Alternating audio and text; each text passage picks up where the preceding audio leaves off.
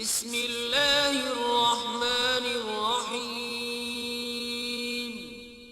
शुरू अल्लाह के नाम से जो बड़ा मेहरबान निहायत रहम वाला है।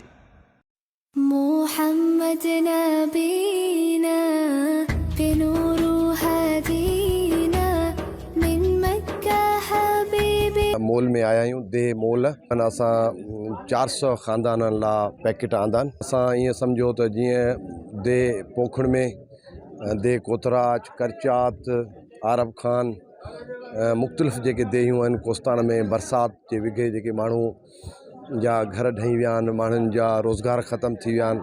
असांजी इहा कोशिशि आहे त वधि खां वधि ग़रीब माण्हुनि जी मदद करियूं। जेको माण्हू सुबुह जो कमाए थो शाम जो खाए थो, माना अहिड़ा माण्हू अहिड़ा ख़ानदान जेके बेरोज़गार थी विया आहिनि बरसाति में, जिन माण्हुनि जा घर किरी विया आहिनि, जिन माण्हुनि जा फ़सुल तबाह थी विया आहिनि। असांजी कोशिशि आहे त वधि खां वधि कोस्तान जे माण्हुनि जी ख़िदमत कयूं। हिन ॾुखीअ घड़ीअ में असां हिननि सां गॾु हुजूं।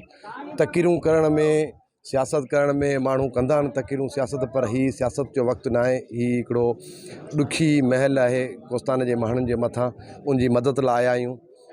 असां ॿिए बि बस वारनि खे अपील कंदासीं त तव्हां बि ख़ुदारा कोस्तान जे माण्हुनि जी मदद करियो। बाक़ी रही ॻाल्हि जेका सरकार जे तरफ़ां जेको सामान मिलियो आहे उहो कंहिं बि हिते कोस्तान जे ग़रीब माण्हुनि खे न मिलियो आहे। चाहे टेंट हुजनि, चाहे राशन बैग हुजनि, मनपसंदि माण्हुनि खे ॾिना विया आहिनि। जेके हुननि जा वॾेरा आहिनि उन्हनि जे घरनि ताईं पहुतो आहे। ग़रीब माण्हू हितां ॾिसो हेतिरा माण्हू बीठा आहिनि, कंहिं बि ग़रीब मिसकिन माण्हूअ खे को बैग कोन ॾिनो वियो आहे। उहा शइ दुनिया ॾिसे पई। असांजी कोशिशि आहे त कोस्तान जे माण्हुनि जी ख़िदमत करियूं। असां अॼु हिते आया आहियूं त जेके ग़रीब माण्हुनि उनजी मदद करियूं। ऐं मोल वॾी हिकिड़ो एरिया आहे जेको हितां मोल देह बहरिया सां मिले थी, कराचीअ सां बि मिले थो।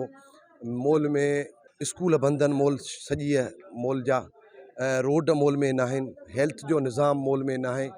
मोल बेयारो मददगार आहे। हिते अगरि मोल जेका नए तव्हां नदी क्रॉस करे आया आहियो, उते अगरि बरसाति पए थी त महीनूं ॿ महीना हितां गाॾियूं नथियूं गुज़रनि। त मोल जे शेरू शहणूं शणा बिरादरी जो हिते वॾी आबादी आहे, त उते उन ते पुल ठहणु खपे ऐं हिननि खे पका रोड मिलणु खपनि, हिननि खे तालीम मिलणु खपे। पर का बि बुनियादी सहूलियत न आहे। 40 सालनि खां वठी रुगो इक़्तिदार में रहनि था, पर पब्लिक जी का बि ख़िदमत कोन कयूं।